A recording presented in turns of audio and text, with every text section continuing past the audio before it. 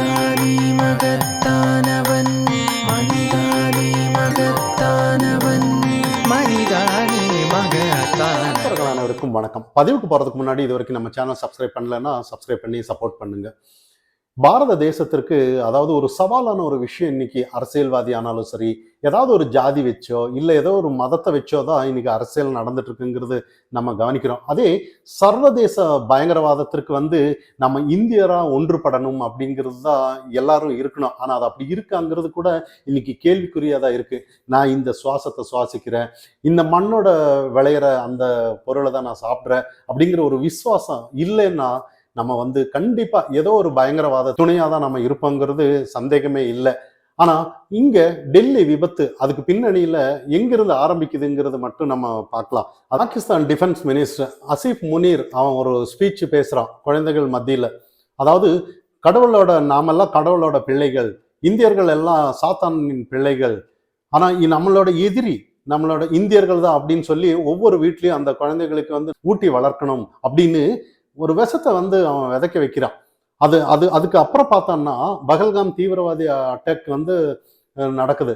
அப்போ இந்த இடத்துல நம்ம கவனிக்கப்பட வேண்டிய விஷயம், ஒவ்வொரு விஷயத்துக்கு பின்னாடி ஒரு விஷயம் இருக்கு. அதே டெல்லி கார் அந்த வெடிகுண்டு விபத்துக்கு பின்னாடியும் கூட இங்க லக்ஸரி தொய்பா மூத்த தளபதி ஒரு பேரணியில அக்டோபர் 31 பேசுறான். சைஃபுல்லா சைஃப் அப்படிங்கிறவன், நம்ம எல்லாம் அமைதியா இருக்கோம்னு எல்லாரும் நினைச்சிட்டு இருக்காங்க போல இருக்கு, அப்படி இல்லை, கூடி சீக்கிரம் பாருங்க அப்படின்ற மாதிரி ஒரு ஸ்பீச் கொடுத்துருக்கான். அந்த பேச்சுக்கு அப்புறம் தான் பார்த்தோம்னா இந்த டெல்லி கார் விபத்து நடந்திருக்கு. கிட்டத்தட்ட நிறைய இடத்த அவங்க பிளான் பண்ணியிருக்காங்க. அதாவது இந்தியாவோட மக்கள்ல அதாவது ஒரு நிம்மதியாவே இருக்கக்கூடாதுன்ற அளவுக்கு கிட்டத்தட்ட ஒரு 3000 கிலோ வெடிமருந்து எல்லாம் கண்டுபிடிச்சிருக்காங்க. எல்லாம் நம்ம நெட்வொர்க் ஓரளவுக்கு நம்மளுடைய காவல்துறை எல்லாத்தையும் பிடிச்சிருக்காங்கிறது தான் இன்னைக்கு ரிப்போர்ட். இதை எப்படி கண்டுபிடிச்சிருக்காங்கிறத நம்ம கவனிக்கணும். அதாவது காஷ்மீர்ல ஒரு போஸ்ட் ஒட்டுறாங்க திடீர்னு, இந்த மாதிரி இந்திய ராணுவத்திற்கு எதிராகவும் இந்தியர்களுக்கு எதிராகவும் ஒரு போஸ்ட் ஒட்டுறாங்க. அப்ப பார்த்தோன்னா அதுக்கு பின்னணியில எப்படி போஸ்ட் வந்தது, எப்படி யார் ஒட்டியிருக்காங்கன்னு பார்க்கும்போது தான் அந்த இடத்துல முசாமில் அகமது கனாயி அப்படிங்கிறவனை பிடிக்கிறாங்க. அவனும் மசூத் அசாத் ஜெய்சி முகமது அவனோட தலைவரும் 2 பேரும் பேசி, அதாவது துருக்கியில போய் பேசி அவங்க இந்த மாதிரி ஒரு பிளான் போட்டதா சில செய்திகள். அப்போ அங்கிருந்து அவன் முசாமில் அகமது கனாயி இங்க உமர் நபியை பிடிச்சி டெல்லியில அவரோட டாக்டரு, அதே ஒரு பேராசிரியர் சாயிப் சகிப் அப்படிங்கிற ஒரு பெண்மணி, இவங்க எல்லாம் கிட்டத்தட்ட நிறைய நெட்வொர்க் டாக்டர்ஸ் தான் இருக்காங்கன்னு சில செய்திகள் வருது.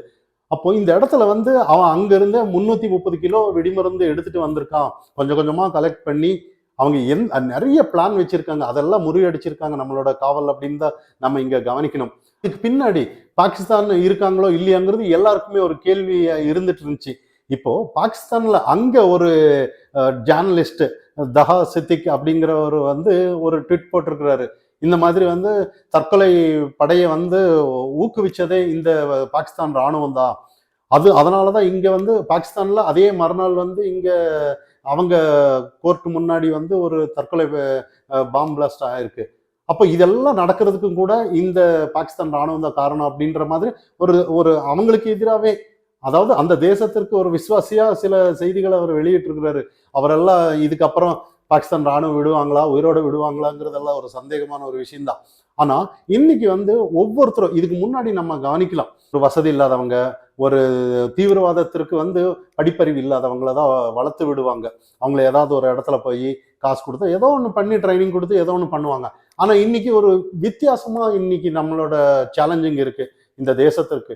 ஏன்னா டாக்டர்ஸ் படிச்சவங்க எல்லாருமே இங்க இருக்கும்போது எந்த இடத்துல யார் இருக்காங்கன்ற மாதிரி, அதான் நான் சொன்னேன், நம்மளோட தேசம் நான் இங்க படிச்சு இங்க எல்லாத்தையும் அனுபவிச்சுட்டு இந்த காற்றை சுவாசிச்சுட்டு நம்ம தேசத்துக்கு விசுவாசம் இல்லாம எதிர் தேசத்துக்கு இந்த மாதிரி ஒரு விசுவாசம் காட்டுறது தான் ஒரு சேலஞ்சிங்கா இருக்குங்கிறது தான் நான் முன்னாடியே சொன்னது. இன்னொரு விஷயம், ஹைதராபாத் ஒரு பூர்வீகமா அவர் பேர் அகமது மொய்தீன் சயித் அப்படிங்கிறவர். அவன் என்ன பண்றாருன்னா குஜராத்ல போறாரு. ஒரு டாக்டர் வேலைக்குன்னு போறாரு. அந்த இடத்துல ஆமணக்கு எண்ணெயில வந்து ஏதோ ஒரு விஷத்தை தயாரிக்கிறாரு. அந்த விஷம் வந்து நம்ம எல்லாம் சைனைடு அப்படின்னு பார்க்குற பாருங்க. அது வந்து அதை விட ஒரு 500 மடங்கு வீரியம் மிக்கதா இருக்கு அப்படின்னு சொல்றாங்க. அது ஏதாவது ஒரு காய்கறியிலயோ ஏதாவது தெளிச்சு விடுற மாதிரி அதை கண்டுபிடிச்சு. அப்போ எவ்வளவு சேலஞ்சிங்கா இருக்கு. இன்னொரு விஷயம் என்னன்னா, நம்மளோட என்ஐஏ எல்லாம் வந்து எந்த அளவுக்கு ஒரு தீவிரமா செயல்பட்டதுனாலதான் நிறைய உயிரிழப்புகளை வந்து தடுத்திருக்காங்களோன்ற மாதிரி தான். இங்க வந்து நிறைய விமர்சனம் கொடுக்கலாம். பாஜக ஆட்சி தினம் நடந்துட்டு இருக்கு, ஏன் இப்படி நீங்க ஏன் நிறைய விமர்சனங்கள். ஒண்ணும் இல்லை, இப்ப வந்து கோயம்புத்தூர்ல ஒரு கார் விபத்து அப்படின்னு சொல்லியிருந்தாங்க, ஒரு கேஸ் சிலிண்டர் வெடிச்சது அப்படின்னு. அதுக்கு வந்து அண்ணாமலை அவர்கள் இல்ல அது என்ஐஏ வரணும் அப்படின்னு சொன்னாங்க. ஆனா அதுக்கு வந்து அண்ணாமலை அவர்கள் வந்து ஏன் டெல்லியில நடந்ததுக்கு வந்து பாஜக கவர்மெண்ட் தானே, ஏன் அந்த இடத்துல எதிர்க்கல, ஏன் அதை கேட்கல அப்படின்ற மாதிரி சில செய்திகள் வர்றதை நம்ம கவனிக்கலாம். ஆனா கோயம்புத்தூர்ல நடந்தது வந்து அண்ணாமலை அவர்கள் சுட்டி காட்டி இருக்கிறாரு. அதாவது அது எல்லாருமே ஒட்டுமொத்த ஊடகமானாலும் எல்லாமே அது சிலிண்டர் விபத்தா அப்படின்னு சொல்லும் போது அது இல்ல, வேற ஏதோ ஒண்ணு இருக்கு, என்ஐஏ கண்டிப்பா வரணும் அப்படின்னு சொல்லும் போதுதான் அதுக்கப்புறம் என்ஐஏ வந்தாங்கிறத நம்ம இந்த இடத்துல கவனிக்கணும். ஆனா டெல்லியில வந்து அடுத்த நிமிஷமே என்ஐஏ கையில கொடுத்துட்டாங்க. இதை தாண்டி வேற ஏதோ ஒண்ணு நடந்துட்டு இருக்கு. இங்க அரசியல்வாதி இங்க இவங்க நினைக்கிற மாதிரி இல்ல. இங்க வந்து இதை தாண்டி சர்வதேச ஒரு இது. ஏன்னா துருக்கியிலிருந்து ஒரு பிளான் போட்டு இங்க வந்து தாக்குறாங்கன்னா பின்னணியில எந்த அளவுக்கு ஒரு நெட்வொர்க் இருக்குன்னு பாருங்க.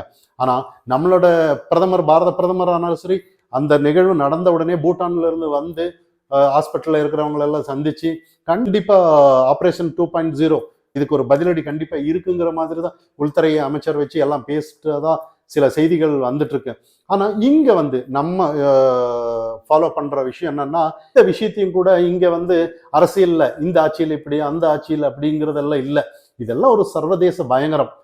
ஆனா அந்த சர்வதேச பயங்கரம் வந்து இங்க இருக்கிறவங்களையே வச்சு செய்யும் போது இதுதான் பெரிய ஒரு சவாலா இருக்கும்போது, இங்க நம்ம ஒற்றுமையா ஒரு பாரத தேசத்திற்கு வந்து இந்தியரா ஒற்றுமைப்படணுங்கிறது தான் நம்ம பார்க்கணுமே ஒழிய, இந்த இடத்துல அந்த பிரிவு இந்த பிரிவுங்கிறதெல்லாம் இங்க இல்லை.